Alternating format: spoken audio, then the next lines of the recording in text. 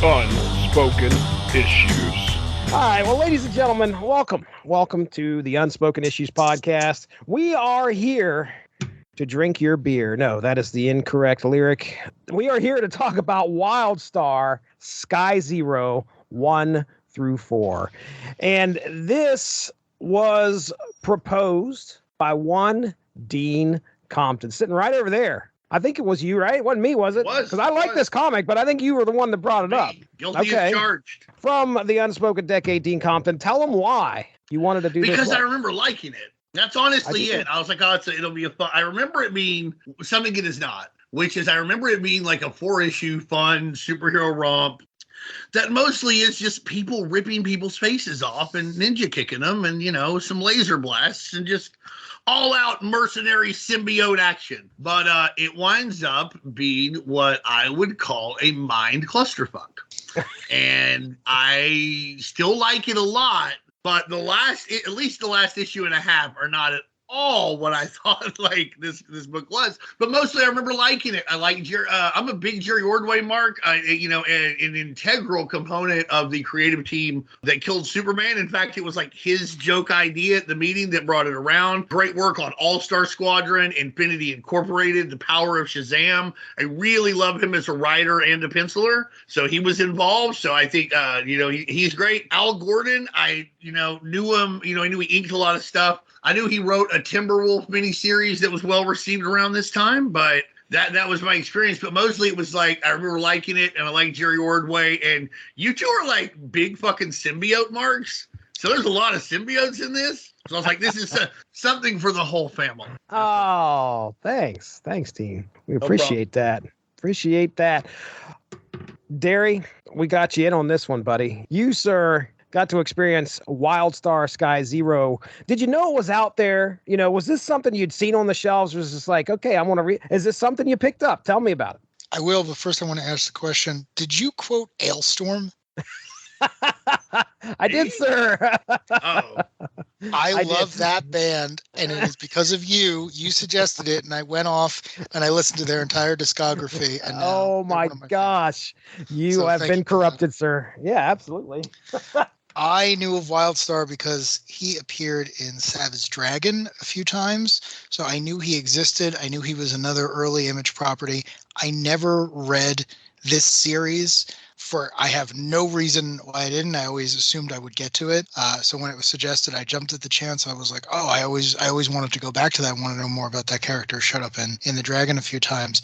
This was not what I was expecting, but at the same time, it's really interesting once you get through it.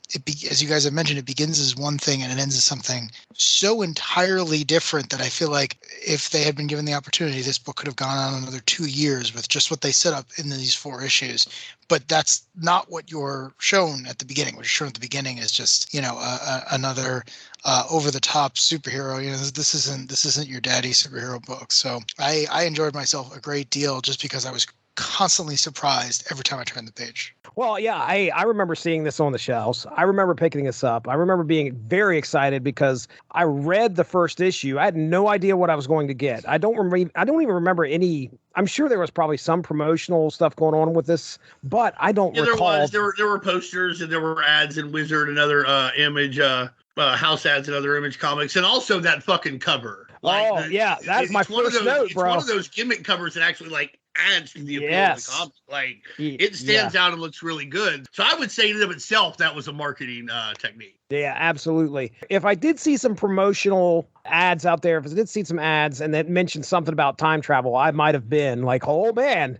If it in any way insinuated that there was some type of paradox or anything like that happening, I probably would have got this book based on that. But yes, the cover is my first note about this book because it is embossed and it is bloody and it's nothing but this dude's face. And that's kind of all you see. It's a great use of the color too, because basically all it is like silver, black, red, and white. And that's all his face is, and it looks fantastic. It also passes the Watchmen test because it's basically the first panel of the story. There's an introductory page with the credits. When you get to the actual story, his face already looks like that. So in a way of using the cover of automatically hitting the ground running, this is nice because you're meeting a brand new character who can hold his own in a fight, but he's already been through the ringer. So by the time you meet the character, he's not on cloud nine. He's not at the top of his game. He's starting from the back foot, and I feel like the audience is there with him. So I thought it was a great use of tools and techniques that these guys already used in bigger, more well-known and established properties, but they brought it here to create a own book at a brand new company, and they hit the ground running. Like it was interesting to see that craft as opposed to like the other guys who were still figuring things out. Not that anyone who was an Image founder was bad at their job, but a lot of times they were still learning things. You feel like with these two, they kind of were up to speed on, plot and pacing and a bunch of other stuff that maybe a couple of the other guys had to trail them a little bit. I think there's a lack of ability to show that somebody's been beaten up in a lot of mediums other than just like they're bruised and cut and that kind of thing. But the blood, without his mask being torn or the symbiote skin being torn, it evoked the Spider-Man or Wolverine where like the face is torn, his mask is torn, and you can see his mouth, or Wolverine's got half of his mask, and so you can tell they've been through the ringer. And I thought that was really cool to evoke that without mimicking it. Like I instantly knew that this guy, like he's and he, of course, he fucking tells you too slow, reflexes, that's too long. He does a good job of letting you know he is a cranky old man, which I respect. I'm a cranky old man. But I really like that, like you said, that's a technique where it's like, how can we show that like he's, that he's had the shit beaten out of him without just like, oh, we'll have his eyes swollen up. Well, this is cooler. This makes more sense in a good way, because this usually is a pejorative term. It panders to the audience that was associated with the brand. This guy's bloody, already there's a bunch of blood and guts immediately. That's what a lot of Image kids, myself included, were looking for. Because I think they had to do that quickly because these guys were associated with DC, and outside of a few brands, DC was sort of a dead brand for like 13-year-olds at the time. And so they had to associate you quickly. It's like you said, this ain't your daddy's comic books. Well, this ain't your DC creator. That's a really good point, and I can vouch for that. When I was 13, I it wouldn't have even occurred to me to pick up like a Batman or a Superman or any of those characters. That's just not where my interests lie.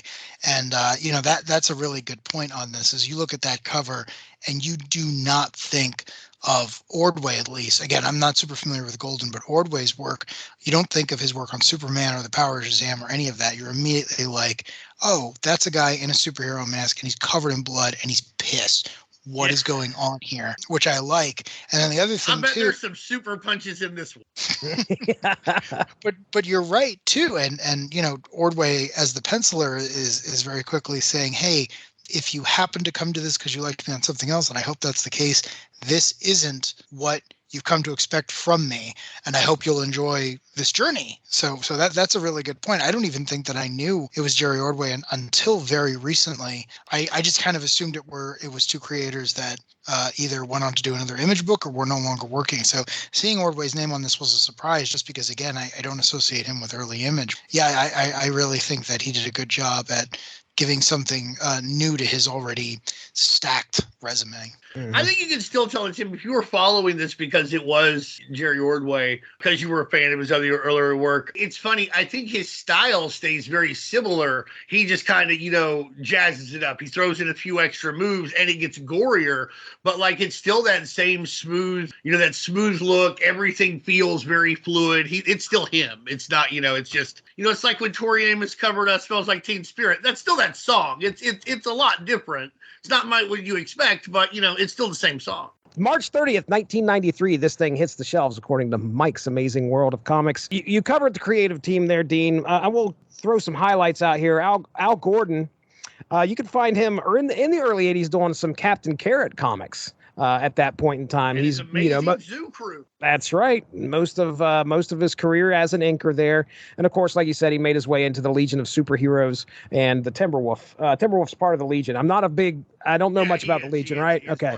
I feel like that's the black hole we all share. Like, no one knows anything about the Legion of Superheroes, right? Like, am I? For I sure. read I do. every Legion appearance from their first appearance until the real year, like 1977. And that included like the Karate Kid miniseries and like anything they appeared in. 25 years worth of comics, right? Yeah. I really liked it, but that's when I got tired of it. I was like, I can't do this anymore. Oh, okay. So the answer is Dean Compton knows the Legion. All right. Good. Well, I mean, but then I kept up with Legionnaires in the 90s. I liked Valor. He was a Legion character. I really liked the first 25, 30 issues of Legionnaires. But outside of that, I've read the Great Darkness Saga a whole bunch, but I'm shrugging my shoulders. That's actually a pretty good amount of knowledge, but it means the 80s are a big hole to me. The later 90s stuff, the Legion of I think it's Legion of Three Worlds later. I can't remember, but like around Infinite Crisis, like that's all a black hole for me. And there's just so many guys and so much going on.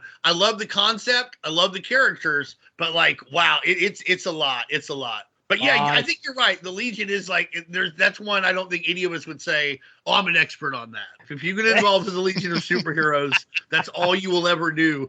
And also you will have to weirdly defend them for some reason. Like I was in a comic book store once and like my friend who is not a big comic book or superhero fan, he's like, Legion of Superheroes. And I was like, yeah. I was like, they're like this superhero club from the future. I was like, they get kind of complicated. That's basically what you need to know. Like, and this lady goes, it's not that complicated. Like she's behind the counter and she berates me for having the audacity to say the Legion of Superheroes are complicated. Oh, come on. Which would be like being angry at me for letting you know that like Lake Ontario is full of water. Like it just is what it is. Like you can like it, but that's how it fucking is. You can't avoid. With Wildstar, I like Wildstar, but goddamn, it's convoluted. That's how it is. You don't have to be mad about it. Right. Like I didn't say anything disparaging. If this guy wanted to spend the rest of his life with the Legion of Superheroes, fine. I wasn't going to stop him. But Jesus Christ. My only problem with the Legion, and the reason I'm not more into it, it checks a lot of boxes for me. It's basically, it predates the concept, but it's basically superhero Star Trek, right? It takes place in a utopian future. With a little X-Men thrown in. No, with a lot of X-Men thrown in. Right. But, well, I'm just saying if you're like superhero Star Trek with some X-Men, that's how I would describe it. Sure. On paper, it sounds great. But my problem is that it misses that fundamental aspect of the X-Men, which is like protects a world that hates and fears them. The Legion are 9 times out of 10 in their stories, like they are the establishment. They're not child soldiers, but they're like kid cops almost. Hand in hand, and that's not in every story. Police, ACAB. Yeah, exactly. I read 3 boot. Mark Waid did. I'm a huge Mark Waid fan, so I picked up when he was writing it, and I was like, oh, okay, this is interesting. You're kind of rebelling here, but it always misses that, like, when you're a teenager, you're supposed to rebel. You're supposed to look at the way things are and say, no, you people don't know anything about that. And the X-Men nails that because the establishment's always trying to kill them. And I always, with the Legion, I always just wanted something extra where it was like, why do I care about your adventures? Not just that you're beating up like 3 creepy old men who make up your rogues gallery, but like, why do I care that you're doing this? And I'm sure any real Legion fan can name a dozen stories off the top of their head where that happens. But that's always been my barrier, where it's like, I don't know if I care about why you're doing this. I think here's the thing. It's never explicitly stated, but the reason you should care from the beginning of Legion is because they were an alternative during a time when everybody was like, listen, we're all about to eat fucking nuclear missiles and everything's going to be terrible.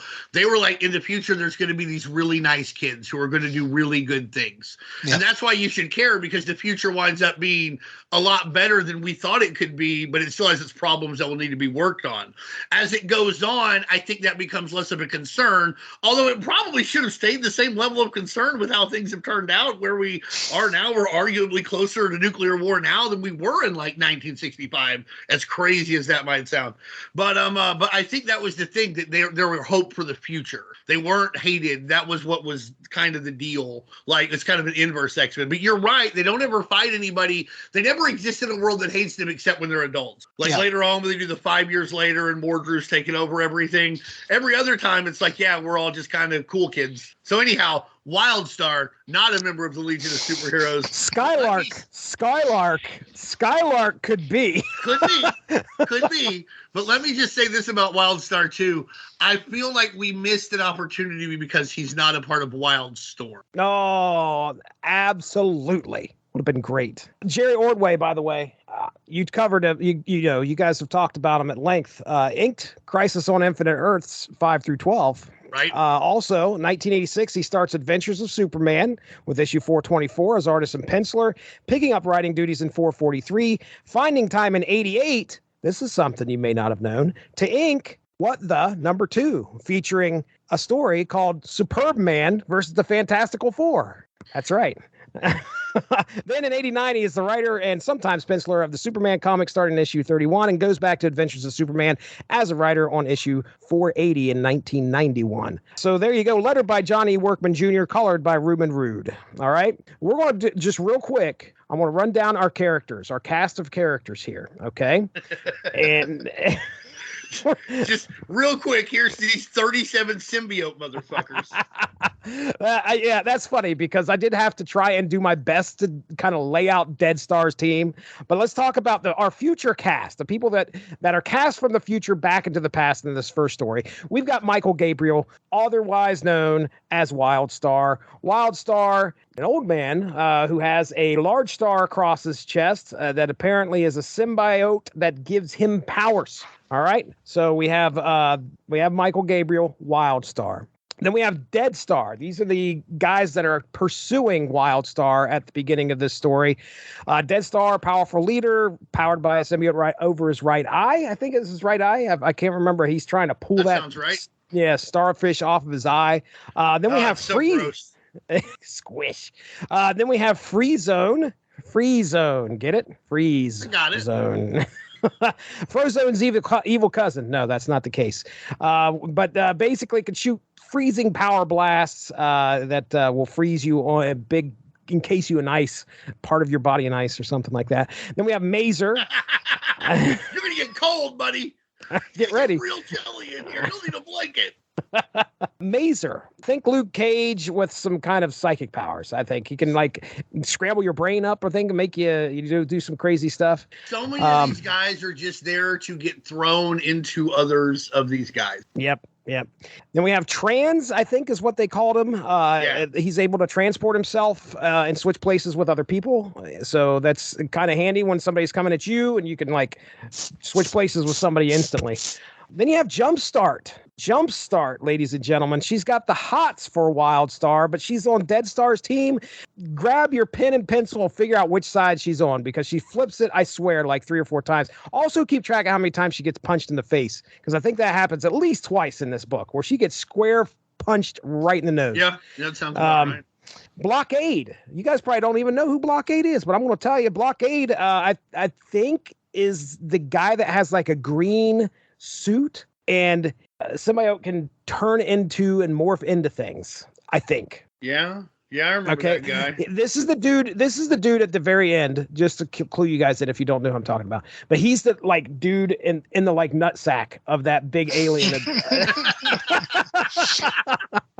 Well, there you have it, folks. What a great show. But that's who Blockade is. And then my favorite of all, your favorite and mine, this is why we remember this comic, Dan.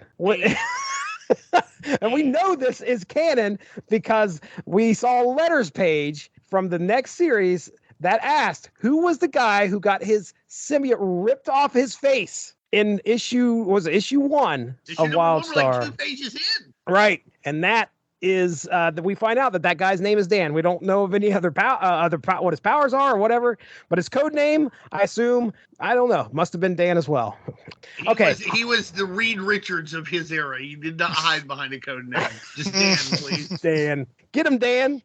Hotwire. Okay. Now Hotwire, I think, is a part of Dead Star's team. I think. You guys want to say? I have no idea what Hotwire is doing there. No fucking idea. Like he's just there at the beginning. I mean, in the end, like it turns out that like he's all part of the plan or what the fuck ever. But at the beginning, no, I don't know how he knows these people, why he's there, what the fuck he's doing. It's just, Hotwire, what are you doing here? I'm here. Spank me, baby. Or whatever the fuck he said. Like, I don't know. It was really weird. It's part of that puerile humor that like they were going for. Oh, right. Several different times. But, you know, I honestly don't. He's part of the plan, and that's why he's there. That's how it seemed to me. He definitely knew Jumpstart, which Hotwire and Jumpstart, that's pretty funny. They're just reading a fucking automobile magazine now. We got to come to the name. Oh, Jumpstart. They know each other. They're not friends. They get that across. I think that's actually said. I think he's part of their team. We're just going to go with that. Skylark. Okay, now by the way, we're still talking automobiles here. Yeah, what the fuck? Skylark, before we get into this, to simplify it right now, she is a lady from 1,000 years in the future. She's trying to help avoid some type of travesty, so she is sent Wildstar back in time. All right, and she shows up in the issue 1 and it's like Sky Zero. That's right. She shows up and says, hey, you're in a time loop, you need to break this, Wildstar. You need to stop what you're doing because everything you're doing keeps repeating itself or causing this time loop. So that's her whole gist in the first issue. Isn't that like when you're depressed and somebody like tells you to like not be sad, like, hey, you're in a time loop, you need to break this? If I knew, I would.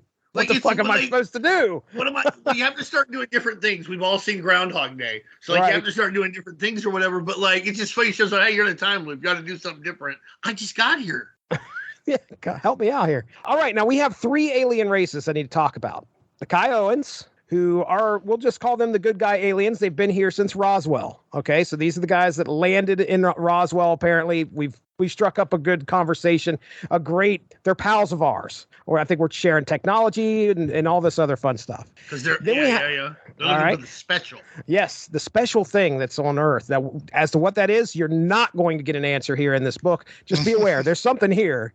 And a lot of people, let's say a lot of alien races want that, including the Ras Polar. Now, these are the bad guys. These are the invaders that they invade Earth, I believe, at some point in the future. And now we believe that they have been made aware of something in the past to potentially come and invade Earth earlier than this guy. I had a real like Star Trek First Contact vibe, like where the Borg went back in time. I think that's mentioned. They sent a beacon back in time to alert their previous military to come and invade Earth earlier. Basically cause a big problem for us. We can't defend ourselves now. We could in the future, but we can't do that now if the Ras Polar showed up. Then we have, I think this is Kilvan. These are the symbiotes. These are the things that are on people's chests, in their eyes, on their backs, on their face, giving these guys the power. Now, they're not talked about other than about one panel, but that's what these things are called, okay? Now, our present cast is Mickey Gabriel, which is the younger version of Michael Gabriel. Then we have Brandon Gabriel, who is Mickey's dad. There's Mickey's general... dad, Sarge Steele. Yeah, seriously. Except he doesn't have sex with any hot babes. Otherwise, he's, running the show. The president calls him and shit. What the fuck? We have some unnamed general that... He's probably the general who was talking to Stryker from Cyberforce in the Mars Attacks image cover. Yes. That's probably who it is. That this is why he was shocked to be working with them superheroes, especially Cyberforce. The only reason I bring this guy up is because he's a major player, although he's probably not going to show up much in my synopsis. But, the military is involved in this, and this general keeps popping up everywhere. He's talking to Gabriel. He's trying to make sense of what's going on. He can't make sense of what's going on. He's basically me in this situation with a lot more power and authority than I have.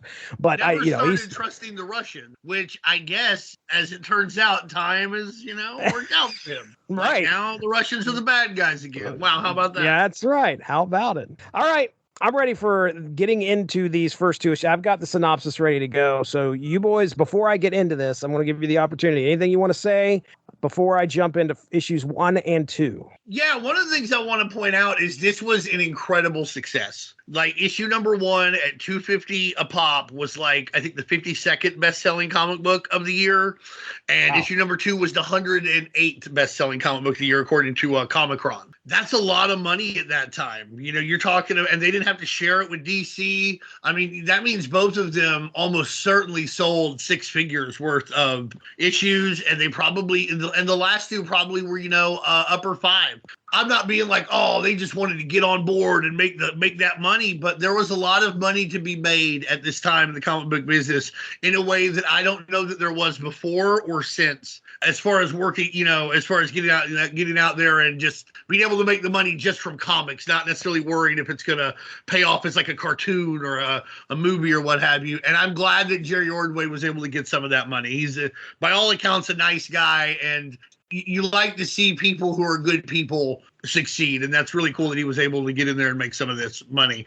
The other thing is, like, I just want to point out that, again, these guys, DC guys who come to Image, and most of the Image guys, they either came from Marvel or they were like indie darlings, like Mike Grell to an extent, who had done mainstream stuff but was doing more off the beaten path stuff at like first at the time. I think these guys were like the first like big DC guys that were like, oh, we're going to Image, and I remember reading about that and thinking like that was big news at the time for me, because he hadn't seen that. I didn't think that there were any DC artists, with the exception of Travis Charest, who could do that art. And Jerry Ordway completely proved me wrong. Like I said, he does this more in the Image style without losing his style, which is probably the best tribute, the best compliment I can give an artist. He morphed without changing. And I know that sounds oxymoronic, but that's what he accomplished. Just to kind of go off of what you were saying about these guys coming over to make some money, this was not a model that had been around for very long.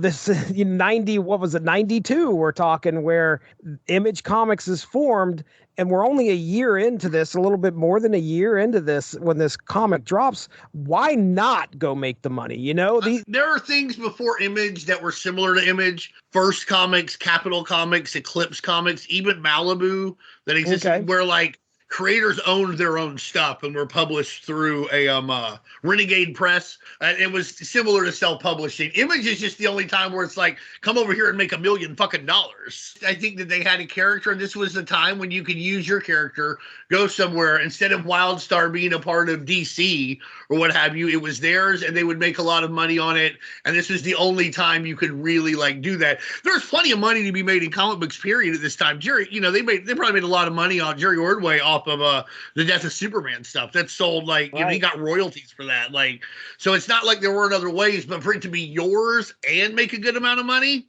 I think this was the only time you were guaranteed that in the comic book business, at least as far as superhero stuff goes. What do you think, Darry? Does that make sense to you? Yeah, I mean, again, it comes back to being a financial model. Anyone who would see the numbers that the 3 of the Image founders pulled down at Marvel, and then watch them walk out the door when Wave 2 comes around, why wouldn't you try your hand at that? I mean, right. Honestly, it's like, at that point, if you have any name recognition at all, even if you don't, you can produce a quality project. Why would you not try that? I mean, again, I'm always astounded at the names that didn't follow them out the door. Like, I cannot believe Claremont or Byrne or some of the other guys didn't just be like, here you go, here are all my projects. Like, I don't understand that these guys are making money. Well, I think Claremont tried.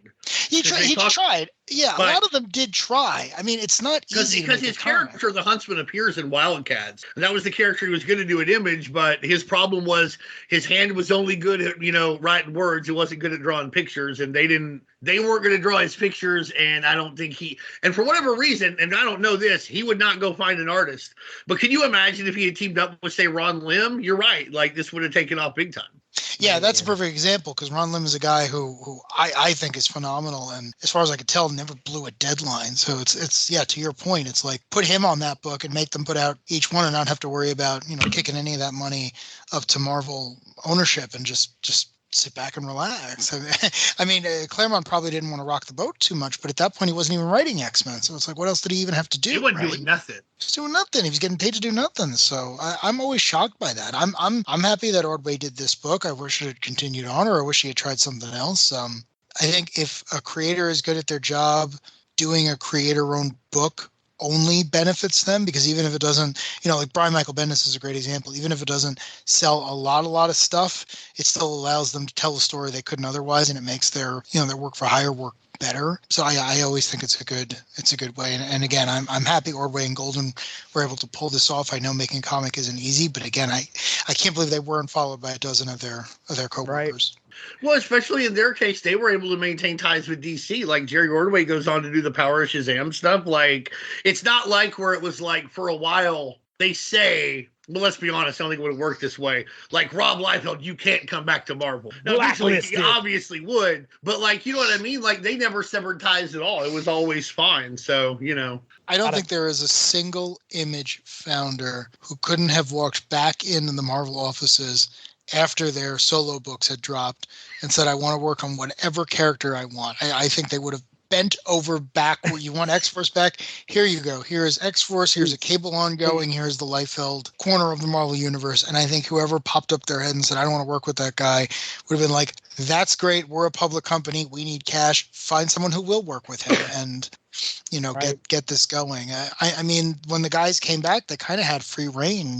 Larson came back as like, I want to do Nova. And they're like, well, that was weird, but sure, here you go. Here's Nova. Silvestri came back. He did the core X-Men book. Todd has yet to make his triumphant return, which I understand. But yeah, I mean, to your point, I don't think that having success in the creator-owned field in the 90s means that the big two were going to blacklist you. In the 60s or 70s, sure. I mean, if you go out and you get work somewhere else at a potential competitor, it's like, well, we don't maybe want you back. But here it was different because it's like, no, you're competing with yourself, I guess is what I'm trying to say. Like, Image isn't a company where all these characters are going to be put together to put against Marvel. It's like Wildstar is owned by Jerry Ordway, so he would be competing with Superman, which is fine because Superman's probably going to win in the long run. So I think business-wise, it made all the sense in the world to raise your own standard, then go back to the shop that's giving you the most work and say, hey, this worked and I want to come back, but I don't know, maybe I'd like a higher page rate, maybe I'd like a more high-profile book, maybe I'd like, whatever else was considered a perk in the early 90s, and hopefully he got it. I will say, if the Image guys had gone back to Marvel the next day, if they had gone in mass, I don't know how it would have worked. But for sure, the first one or two would have gotten whatever they wanted. I don't know how it works after that, but it would have been more important for Marvel to break up this, what for all intents and purposes was a union, than it would have been to make sure, to not give the first two or three what they wanted. It would have been more important to ferment dissension so they would dissolve rather than, anything else. And then you could do what you wanted with the rest of them. But I know for sure that would have happened. But you're probably right. I don't know that they would have had to have fucked around anybody else. But also corporations like to fuck over people who tried to fuck them over. So, so we just have to see. But for sure, the first two get whatever they want because then you've broken them. You won. Yeah. All right. I'm going to get into it here. Issues 1 and 2. You guys ready? Oh, yeah. Maybe. All right. Yeah, let's see how well I did this. I wrote this, and then I read another one, and I was like, maybe I should go with that one. It's just going to be me right now. We're doing issues 1 and 2, my synopsis. Michael Gabriel. Proud of you. Thank you. Lives in a future where the Earth is ravaged by a war between humans and 2 alien races. The Raspalar and the Kyoans. Of course, like I said, the Kyoans are on our side, so they're kind of helping us out. Powered by an alien symbiote, Michael goes by the name Wildstar and is currently trying to escape a squad of superpowered individuals led by the evil Dead Star, intent on capturing him. Wildstar's goal, jump back in time, stop the devastating conflict before it starts. That's a great premise. After some narrow escapes, Wildstar activates a time device, transports himself and those around him, along with a little over, I think it was like 30 miles. Oh, man, I can't remember how many. It was a large... That sounds about right. Yeah, it was a large piece of land. So basically transport that and everybody else around him along with that land a little over 30 years into the past. Awakening, Wildstar is exhausted and confused. Knowing he has to find some time to regroup, he ends up running into his younger self, Mickey, who he convinces to help him. Meanwhile, the squad that was hunting Wildstar gathers themselves and continues the hunt. As Mickey takes Wildstar into the desert, Wildstar tells him of the devastating war that is to come, and that although he is here to try and stop it, he knows that he has been caught in a time loop where he has failed many times before. For now, he must focus on finding a beacon that was sent into the past by the Raspalar before it alerts the alien race of Earth's location. Like I said, similar to Star Trek First Contact. Years before humanity has the capability of fighting them off.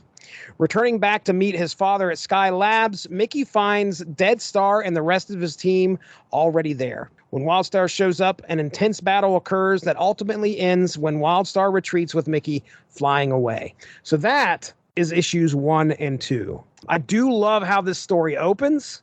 I have mentioned many times that I love time travel as a plot device. I love seeing it being used here. I love the fact that he's running into his previous self. I want to see how this is all going to go down. Our first 2 issues, we got some great battles going on. We've got a great premise that's happening in this book. And not only that, I'm on a cliffhanger because at the end of the at the end of the second issue, I see a page for the 3rd issue that's going to feature Savage Dragon. I'm like, what is in store for this guy? So these first 2 issues, I am absolutely on board.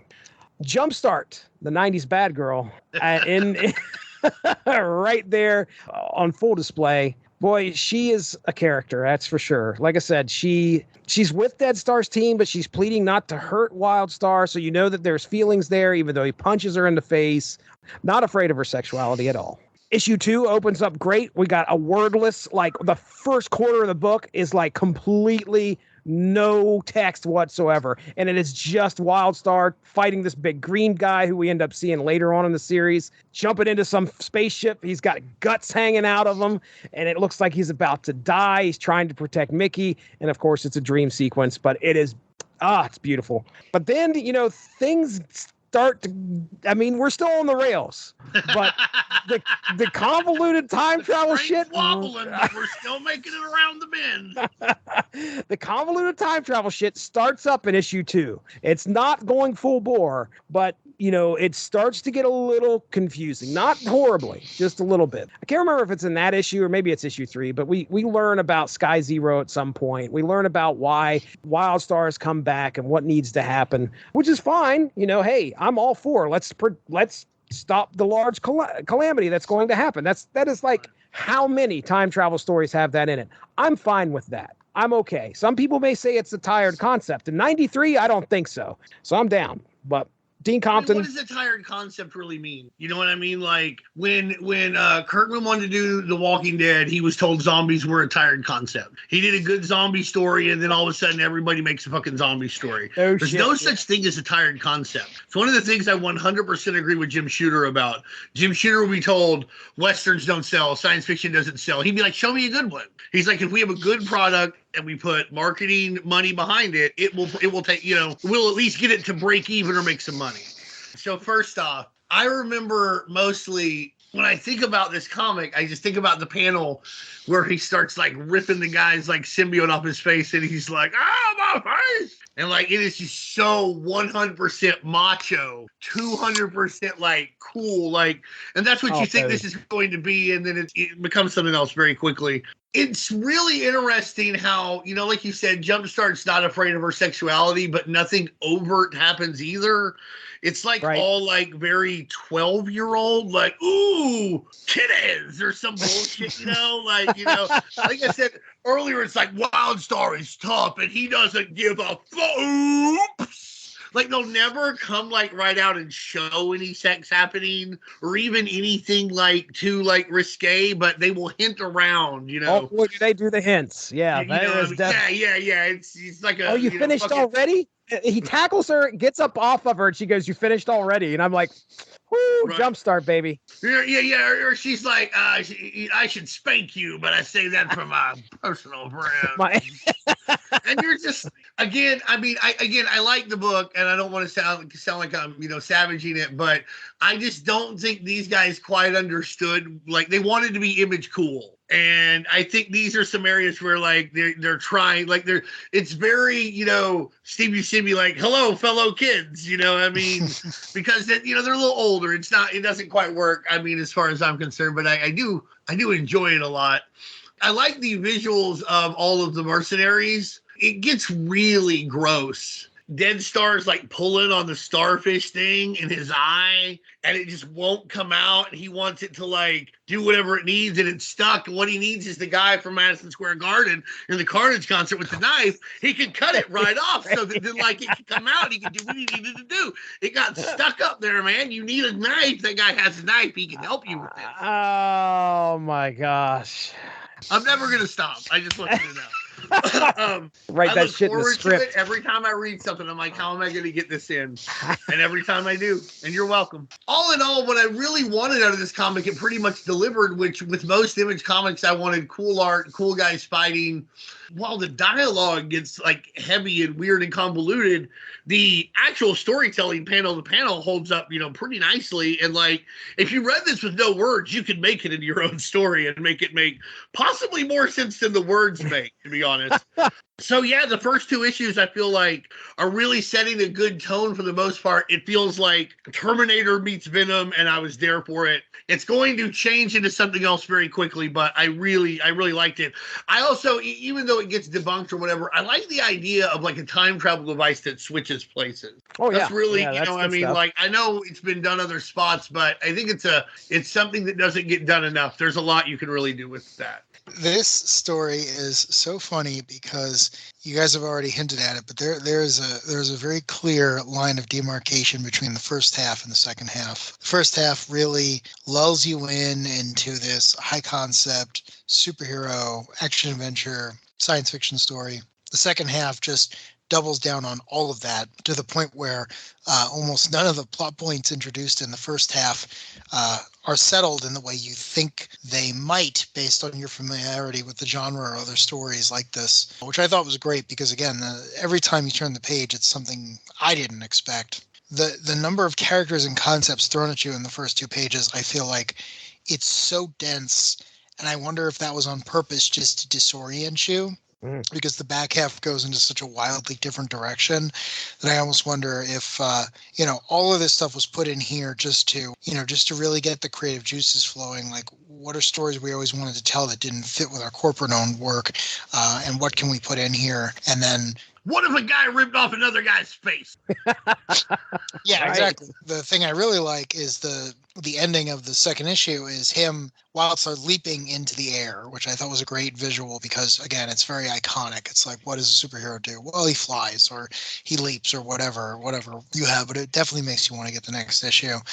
And then one thing you guys haven't mentioned, which, again, was my favorite part of this Varsha miniseries, is there is this guy who's credited as an editor named Billy Bud Shakespeare. Good old Bud. Oh, we were going to talk about him. Don't you worry about that.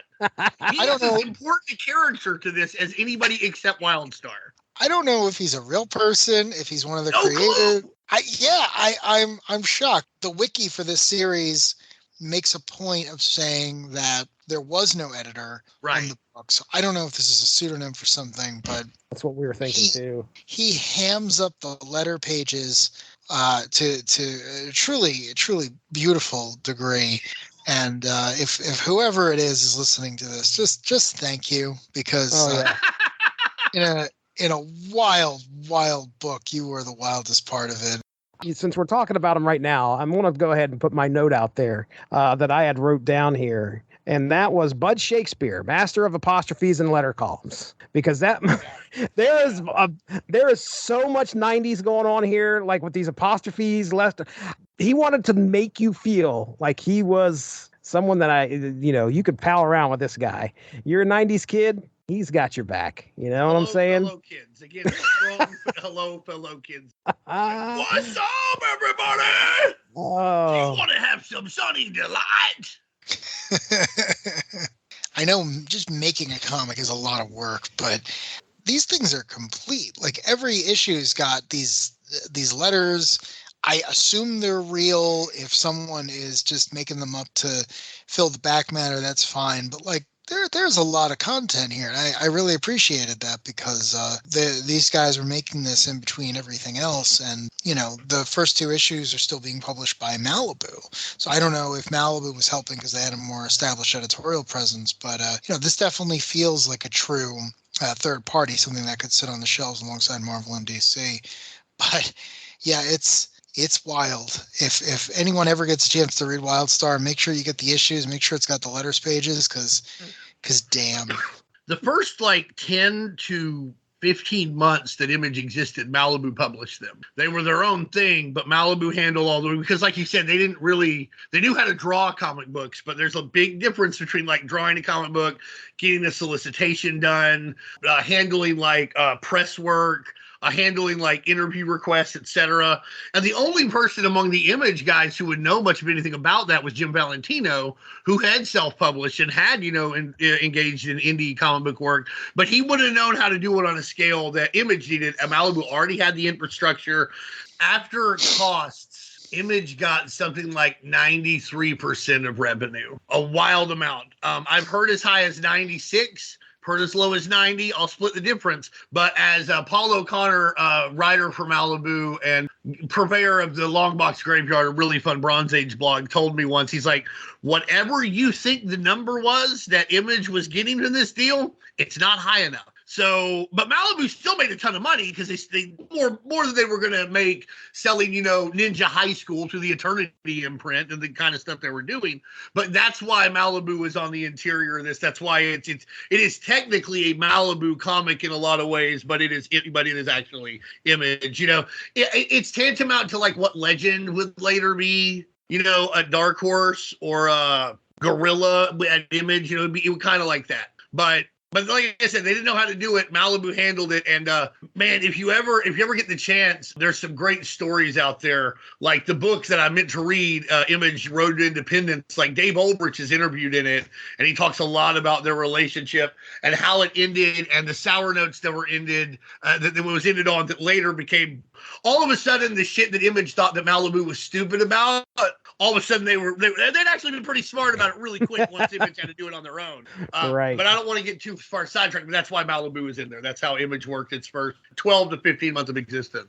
I'm bringing this up because I showed it to you guys, whether it be crass or not to bring this up on the podcast, I don't know. But Bill Bud Shakespeare is still editing or taking care of the letters column in the next series. Oh, man. And yeah, so someone asks Bill, hey, why didn't Wildstar and Jumpstart kiss? Innocent enough question. His answer, hey, Michael's known that jumping upstart for a long time, and yeah, she's made her interest in him pretty darn obvious, but he's got his reasons for not sending his salmon upstream. I feel like we should apologize to women. That's the kind of thing that's just crass and it's terrible. It's funny because it's the kind of thing that I think if you're trying to get like a 12-year-old boy in 1992 to read your comic, it's pretty funny to them for all the wrong reasons. To us, this is hilarious for all the right reasons. Isn't it like, what the fuck is wrong with you, motherfucker? Like, what the hell? Like, that's gross and weird. And also not really an answer to the question. Like, he's just like, hey, why didn't they kiss? You're like, he's not gonna screw her, buddy. Basically calling her, a slut, an easy lady. Like, what the fuck? Anyhow, it's really weird how like that is one of the little parts of this comic, this little corner of the Image universe that's just like, wow, I'm really sometimes you're just ashamed to like superhero comics and be a dude into them. And boy, that letter, that response is just like, yeah, that's one of those moments. I mean, legitimately, there's nothing in this that makes me think that this guy is trying to find out if they've screwed or if they've got it on or if they've had sex. But by golly, I mean, it's weird. They set up this like dynamic of will they or won't they, and he asked the most innocent part of the will they or won't they, because that's it. Like if you're watching like Moonlighting or Smallville with Clark and Lana, you're waiting for the kiss. Lois and Clark in the 90s, other romantic comedy things I have seen that I can't remember. That's what you're waiting for. When are they going to smooch? That's the thing. It's a very innocent question and normal question because you set this up and then you're like, you turn it into this weird sperm joke. I don't know what's wrong with you, bud. To be fair, he is named after the body poet, right? Like, so true. You guys ready for 3 and 4? Because I'm about to. No, because no one could possibly be ready for what happens in issue number 4. You've done podcasts with me. I don't know. We've got to have at least 10 under our belt, right? Oh, twice that many. Okay. All right. Okay. Like we did 3 on Unity alone. What is the longest time we've spent outside of a podcast talking about a book? Because this is up there. This is a fucking book where we have talked about texting back and forth. Like, what the fuck happened? Okay, I need 2 hours, hour and a half before this podcast happened. I had to have Darry and Dean walk me through the events and the text that was going through issue 4 so I could actually understand. So I'm going to do my best, to my best ability, to make this make sense to people who are listening, because it took me reading this over 5 times and these guys to walk me through it to finally where I think I have a good handle on it. And I'm still going to say, guys, stop me if I'm wrong, because that could very well possibly happen. So here we go. Godspeed, hero. Issues 3 and 4. As Mickey and Wildstar find a place to rest, Wildstar explains the events that are going to lead to the war in Earth's future. He also explains how the Raspalar used the alien symbiotes called Calvan to power their soldiers, one of which Wildstar now wears across his chest after he had captured it. Unfortunately, the conversation is cut short when the military arrives after searching for Wildstar and begins to attack. Leveled by a blast, Wildstar falls to the ground, landing in a moving car that just so happens to be occupied by one mustached savage dragon. As Dragon thinks this is an attack, he begins to fight Wildstar while the military continues their assault as well. As the battle between them rages, Mickey is caught in a deadly blast. Wildstar grabs him, takes him to safety, and then faces off with the military, unleashing a powerful explosion.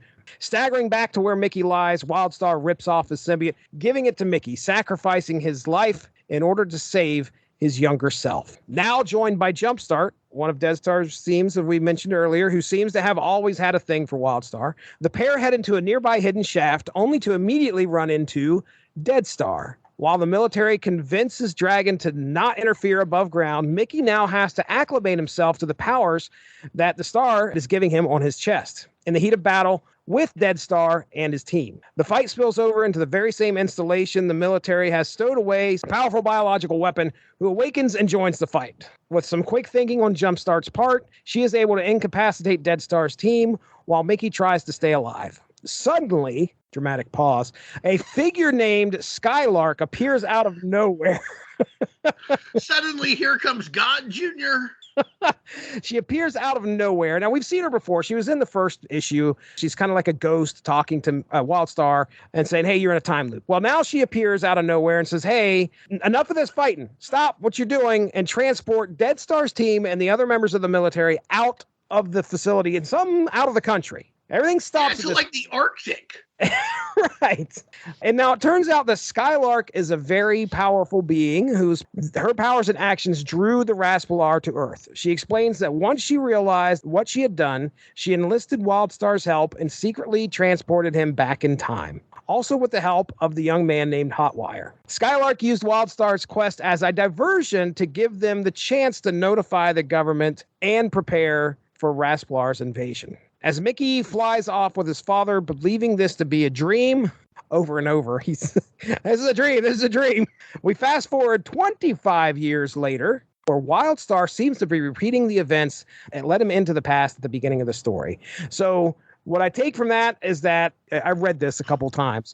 30 years initially, and now 25 years into the future. So it seems like the events happened 5 years quicker. We're not anywhere. It doesn't seem like we're anywhere different from where we started this story. So I think that's a neat twist. But anyway, there you go. So that is issues 3 and 4, without getting into some of the most convoluted stuff that Skylark really laid out there on the page. I was so happy that Dragon appeared in these issues because, like I said, I first met the character of Wildstar in his book, and I love early Dragon. I love when he's still getting all the kinks worked out. You know, we know he's a cop. We know he's got a mysterious origin. We know he's incredibly tough, and you know he can be a bit of a dick. But everything else is still up for grabs, and I love it here. I love that he, he's the super with the badge, and whenever he gets involved, someone's getting punched real hard, and he's got a mustache. For the life of me, I have no idea why the first couple of appearances all had Dragon with a mustache. I don't know that it's ever acknowledged to any great effect. His son might have one now that I think about it. Was this something that happened in the actual series? If I'm remembering correctly, and I may not be, the original Dragon miniseries had him with a mustache. Okay. So it was this was contemporary at the time. This was not added, as far as I know, by them. Okay. And I'm pretty sure Larson was, at least aware of this book coming out. So I'm sure he would have said something if it was like, oh, hey, that's not the direction we're going in anymore. Maybe he just really liked it. Maybe it was a test thing. Like he was like, hey, I'm thinking about keeping the mustache around. You draw him with a mustache. I'll see if I like it. We'll keep going. Yes, that's not a bad thought, actually. I've never seen Dragon with a mustache until now. I swear. I can't remember it either, but I barely remember that miniseries. And whenever I try and look for it, I usually just wind up finding the ongoing series. Yeah. So I barely remember it. I remember the first issue because it's like first explosive issue. And there he comes. He's coming right at you. When I first saw this, I was like, wait, his mouth is shaded weird. What is going on with that? Then I realized, oh, he's actually got a mustache. And it is like, I wouldn't say pencil thin, but it is thin. It is one thin stash. So interesting. Maybe he grew the mustache. He hasn't been able to shave because he's been on the road extraditing Dead Zone. And now he's got to get back to Chicago to fight the Shrew. I mean, he's coming. Where are these guys fighting at anyway? This is a long ass drive. Why didn't he fly? You know, I was sitting there thinking, like, aren't they in the desert or some shit? Like, is Dragon afraid of planes? He's not afraid of planes. He's not like B.A. Baracus, is he? Because this is the very beginning of the militarization of the police departments in the United States. So, like, they didn't have as much money then as they do now. So, like, 5 years later, he would have gotten to fly, like, a special police helicopter. But this is just really at the beginning of that. Bill Clinton's going to implement that program that's really going to liberalize and normalize the idea that excess military equipment should be utilized with community police forcing. I'm so glad I was expecting a real serious answer there. I wasn't.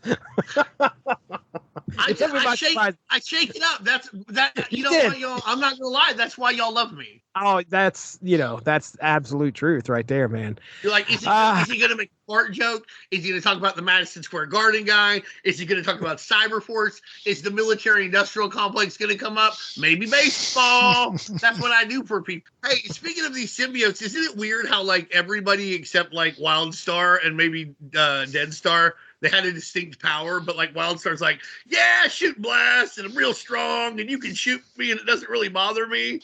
Like Free Zone's just like, I'm cold. Here's a little bit of snow on your ankle. Right. You ever heard of Iceman? He's the cool version of me. Ha ha, that's a pun. Issue 4 really becomes its own thing. As far as I can tell, we find out that, story-wise, most of what we're supposed to be concerned with in the first half either doesn't exist or isn't important for the reasons we've been told. This character of Skylark shows up, who claims to be from 1,000 years in the future, I guess of a future where alien technology has integrated itself into human technology and everyone's just kind of got fantastic powers far in excess of what the symbiotes have. Like a good Earth X future. Yeah, exactly. And she explains that I think the entire storyline is a closed loop where her going back was the original trigger that made the aliens come here and then led to war and then led to the symbiotes and then led to Sky Zero, which is ground zero, but for the sky. Right. And then I guess we rebuild and get to her future, but you are not shown any of this. She just tells you all of this. Yeah. Man, does she ever? Yeah. It's like an episode of Inuyasha. How many fucking times is she interrupted, though? That's what I'm just like, get it all out before fucking Wildstar says something stupid again. Because to be fair to him, though, like, he just watched himself die. Okay, all right. Paralyzed prior, and then they put a fucking, parasitical starfish on him, and now he shoots laser.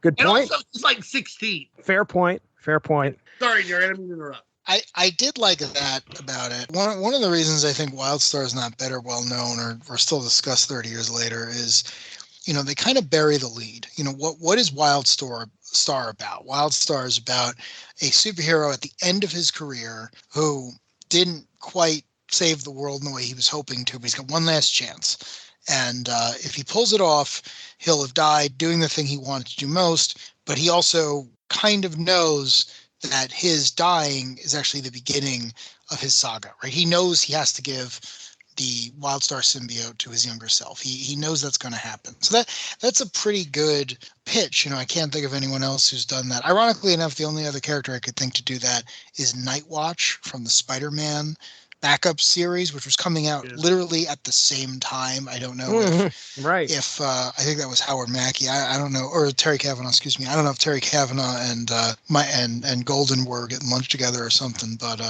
I appreciate it. Well, I feel like that was more to rip off Spawn than this.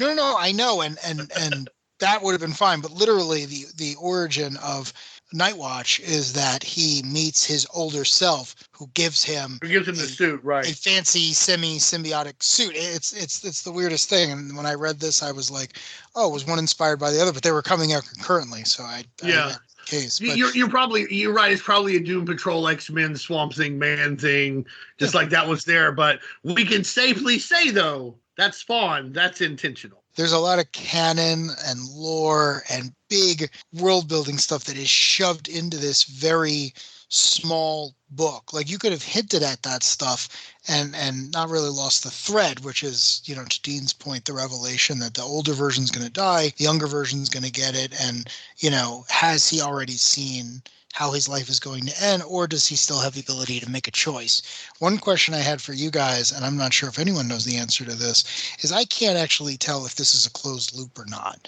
because you need Skylark to go back in time to be the beacon to attract the second, more aggressive alien species to Earth. But at the same time, Wildstar is constantly talking about how different versions of events have played themselves out, and how he doesn't remember events. He doesn't remember becoming paralyzed in issue 4.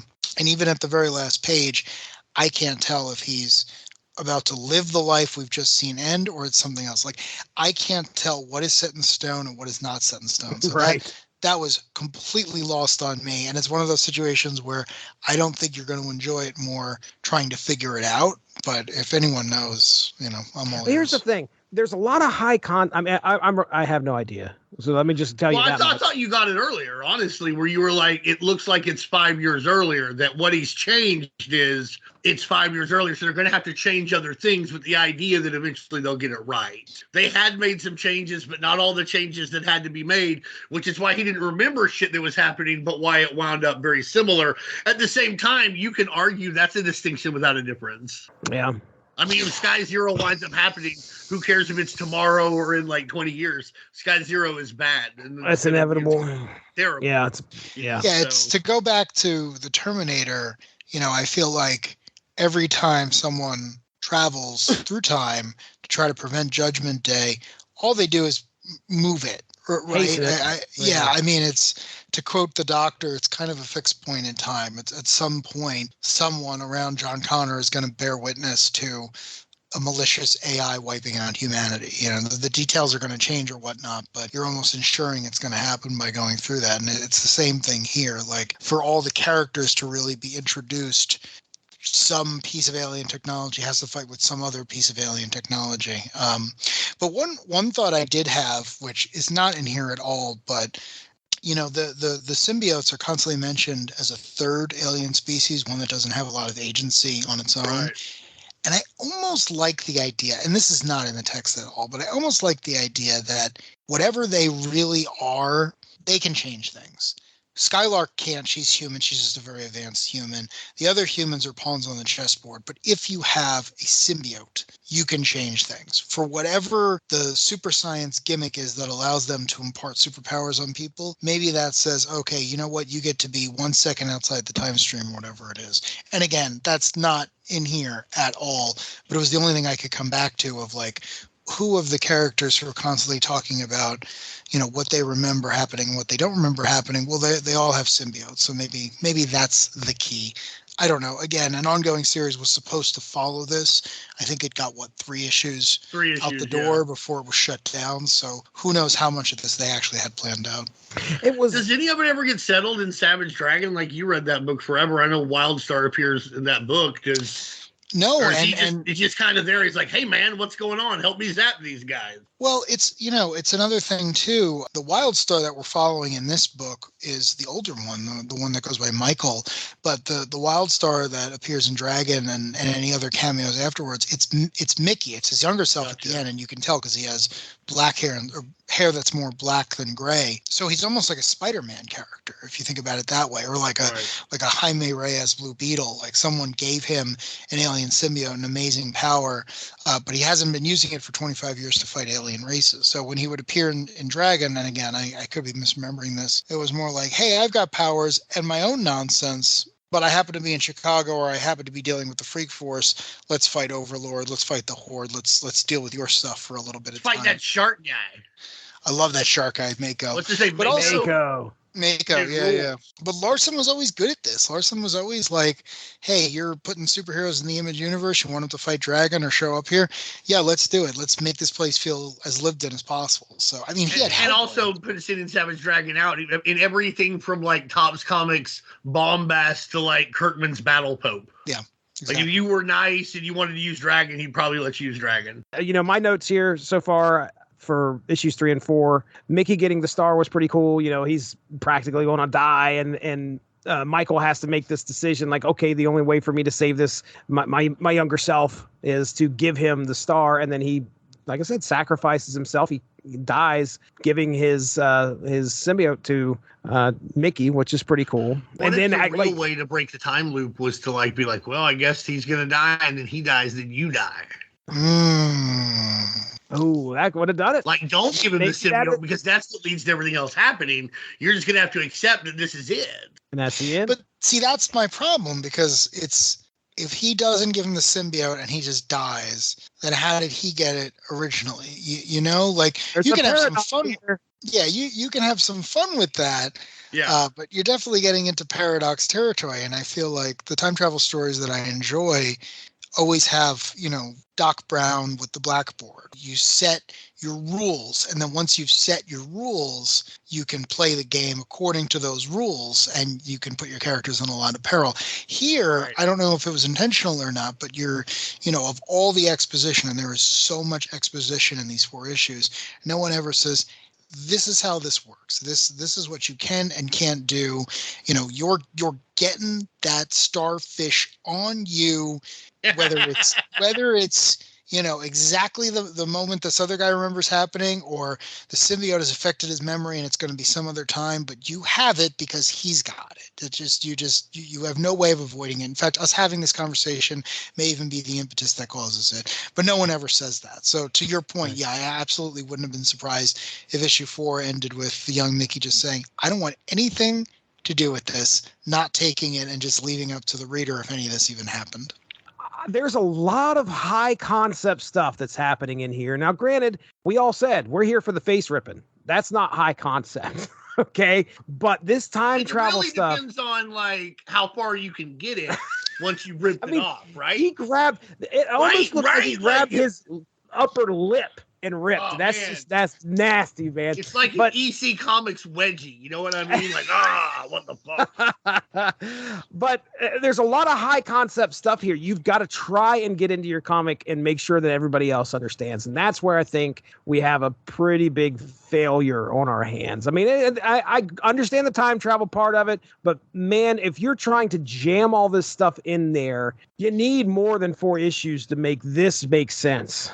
I think we needed another 2 issues to kind of establish what the hell Skylark is and what her purpose is. And instead of just being like, here I am, this is what happens, my butt hurts, but here we go. It's like we should have developed these characters a little bit more and this plot and understand what was going on before we really just took a hard left and threw everything at the reader. My theory is, and Dean, I know you've got one, you probably are closer to the truth than I am, because I wouldn't know. These guys are seasoned veterans at writing and only, telling stories. I worry that maybe at some point they were like, look, we got a great start here.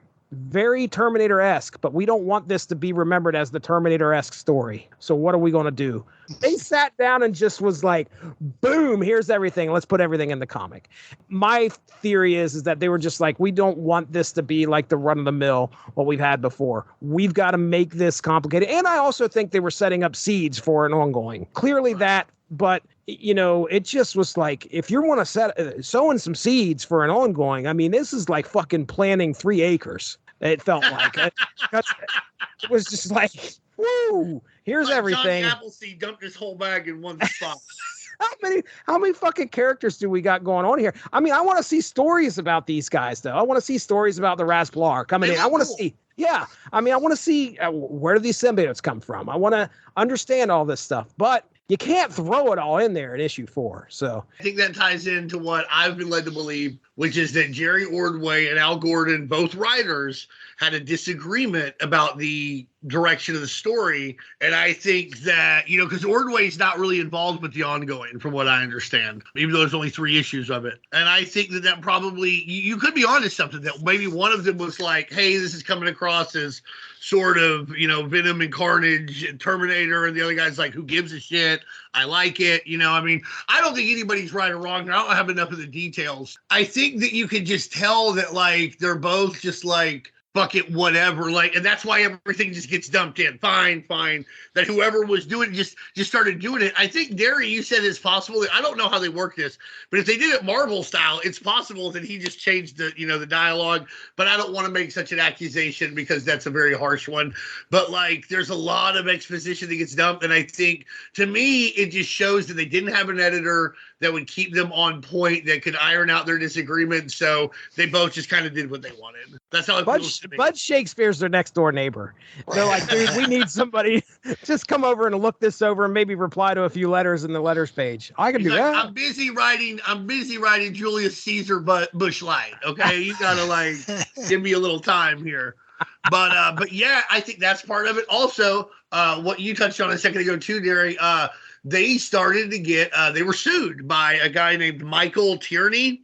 He owned 2 comic book stores in Little Rock. One was called Collector's Edition Comics. It was in North Little Rock. And this dude ran, like, commercials on X-Men and on Saturday morning. He had one for DC that I think I've shared with you guys, where, like, it's like DC Comics. These ain't your daddy's comic books. Had, like, Sandman and Swamp Thing, Watchmen. He had one for X-Men that used Pride of the X-Men in it, but he couldn't run that during X-Men because it's against the law. It's against federal law. Like, if it's an X-Men show, you can't have a commercial for X-Men in the show. The idea is you can't confuse a young viewer, that they won't know what's a commercial and what isn't. You can debate whether that's true or not, but that's the law. I worked at Cartoon Network. I dealt with it. You'd be amazed how many people thought that you could put Batman in, like, a Justice League, like a Batman commercial in Justice League, but Batman's in it. You can't. But, like, he sued them because he has a comic book called Wildstar, which I went to his page, and I talked to him once on YouTube because I found these commercials, which I'd wanted to see since I was a kid. But I didn't know that he was the ones who had sued them. And I have a friend who used to go to his comic book stores, and I talked to him about this. And my friend was like, oh, yeah, he sued him. He'd tell anybody who came into his comic book store that, I sued Jerry Ordway. I did that. So he either won or they settled because he had been doing a comic called Wildstar for a while. It seems like some kind of I've never read it. I went to the page. I enjoy the aesthetic. It's a very Angel Fire 1997 page, but, like, it looks like some kind of metaphysical space opera thing. I didn't read it. It's perfectly fine, but apparently he had enough legal clout to where they had to start referring to the character as Soulstar. Well, you put all that together, you've never really published a comic book before, which is like what you're doing through Image. There's some creator dissension. You're getting sued. That could make a lot of things go unwieldy in your last couple issues, and right. But like you said, they're also trying to sow some seeds, for the future. But what a story. I never got to go to either of those comic book stores, by the way. I wanted to so bad. 2 hours away. I was like, I want to go to a big city comic book store, one in Little Rock, Arkansas, which is now funny. Like, that would be first off, the idea that a big city comic book store would be somehow better. You're like, bro, it's probably going to be dark and weird no matter which comic book store you go to. Number two, the idea that Little Rock was this, like, big city. Now that I've lived in, like, Atlanta and Philadelphia and shit.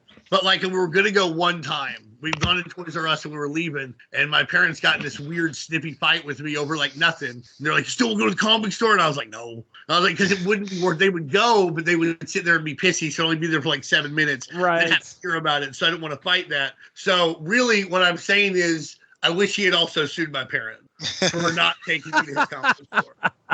That's what I want to have happened. Like, he beat Jerry Ordway. Could he possibly legally beat my parents? He should have done that. I would have bought a Batman Vengeance of Bane from him. Anything left unsaid for you, Darry? Just that issue 4 comes complete with some great pinups at the back, one of which was by Mike Mignola, which was a nice surprise. Another one was by Mike Zeck. So those were great. Yeah. Giffen, with his trencher look. Who's mentioned repeatedly as doing the Image book Trencher, which came out around the same time as this. So not a fan. Hates Trencher. I hate Trencher. The worst looking comic ever. Have you ever looked at a dollar bin that didn't have a copy of Trencher in it, though? Right. Dude. I've never seen one without Trencher. Never. Oh, there's reason those for that. pinups are aces, dude. Like they're really, really good. They're worth the price of that book alone, honestly. Like who cares? You don't even have to know anything about Wildstar because Mignola and Zek make him look cool as fuck. What do you got there, Dean? Anything left unsaid on your end? I think we covered just about all of it, except that I find that it's weird that, like, in a book that started out so heavily action, the last 8 pages, they just stop fighting and talk to each other. And, like, I think earlier I compared it to, like, Inuyasha, which I used to watch. And, like, there would be a fight about to happen. They would talk for, like, 2 episodes before they would start to fight amongst each other, to the enemy to his friends, the friends back to the enemy. And you would just get so tired of it. And I felt like that's what was going on. But all in all, I think, this is one you're going to find in dollar bins now. And every one of them's worth $1. It looks great. It can be as heavy and as convoluted a read as you want it to be. But if you just want to skim through and see some good pages and panels, this one's really good for you too. Like I said, I'm a big Jerry Ordway fan. I think this was some of the better second wave next creator image things that we got. I think this and the Max are really way up there as far as the quality among that wave go. And what's really great is it's a fun thing to talk about. It's great to talk to you two guys about it. For sure. If you ever go to tvtropes.org, every once in a while, for some reason, like a comic book, if I do a search on Google, will pop up in TV tropes. And right. Wildstar shows up there. So I'm going to run down the TV tropes for you here. All right, here we go. All right, let's do it. All right, Bounty Hunter. Yep. So that's our first one, which they talk about Dead Star pursuing Wildstar. Then we have Chronic Backstabbing Disorder. Jumpstart over the course of Sky Zero seems to constantly flip-flop between trying to assist Dead Star and killing Wildstar and helping Wildstar out. And we never know why. You know what I mean? Like, I know that she wants to, like, have sex with him, get his salmon or whatever the fuck they were talking about in those next letters. But, like, I know she likes him, wants to have a romance with him or whatever, but, like, why? You never even get a hint as to why. No idea why. And I'm not saying they had to spill all the beans, but I would have liked, like, one serving of them. Right. Crossover in the Sky Zero 4-parter. Wildstar has a fight with Savage Dragon. We saw that. We talked about it. Yeah. Ice Cream. All right. Ice Cream. EYE Scream. Oh, because of the thing out of his eye, right? Yeah, I think this is going to be the fun part of this. Facial horror. I wonder what that one could possibly be. Just because it has been living there for years doesn't mean it's your face. That's a great tagline. They could make this a horror movie or a horror comic, and like that's a good tagline. Oh, navel deep You're welcome, neckline. Al Gordon. Navel deep neckline. Yeah. Jumpstart. Good old Jumpstart. Yep. Shock and all. Jumpstart's power allows her to absorb it and generate electricity, which we do see her use her a couple times throughout this. She shocks the shit out of that general, like at least twice. Super strength and then stable time loop. And then they talk about symbiotes here. But my favorite is definitely facial horror. That I think that's going to be top of the line for a lot of people that read this series. Ice Cream is a close competitor. I'm going to give, I'd say, Ice Cream places, but you're right. Like facial horror wins. Great discussion, boys. We did it. We got Wildstar Sky Zero issues 1 through 4 in the bag here. All right, Dean, tell them about the Unspoken Decade. Over at the UnspokenDecade.com, lined up chock full of 90s comic stuff, articles, some podcasts. Have some fun over there. Over at Facebook, we're posting things. I'm still going through cards on Twitter at Unspoken Decade. So make sure you check all this stuff out. We're having a good time. Well, we're the reason for the season, and the season being 90s comics living forever. Damn right. Ladies and gentlemen, you're listening to this on the Source Material Comics feed. That's right. You're most likely. I mean, you could be listening to the W2M network as well. We're over there. Shout out to those guys for handling all of these podcasts that we do. That's right here, the Unspoken Issues crew. We're talking 90s comics all the time. We've got a few episodes in the can that are probably released before this one. And also the Source Material Comics podcast, where we're talking comics from any era. And we just released our Stan Lee celebration of his 100th birthday. Yeah, check out the Source Material Comics feed. We're here for you. Twitter, we're on Facebook, all that fun stuff. As Dean Compton, as Darry Waite, I'm Jesse Starcher. Thank you very much for joining us. We'll talk to you soon. Have a good one. Bye-bye. Thanks for joining us. Unspoken Issues is part of the UnspokenDecade.com, the home for 90s comics, blogs, and podcasts. Unspoken Issues also has a Facebook group you can join if you are interested. Just search the Unspoken Issues podcast and request to join. All of this would not be possible without W2Mnet.com and the Rattlich and Broadcasting Network, so make sure to seek them out for more podcasts. If you enjoyed what you heard today, please feel free to share, and we look forward to entertaining you again soon.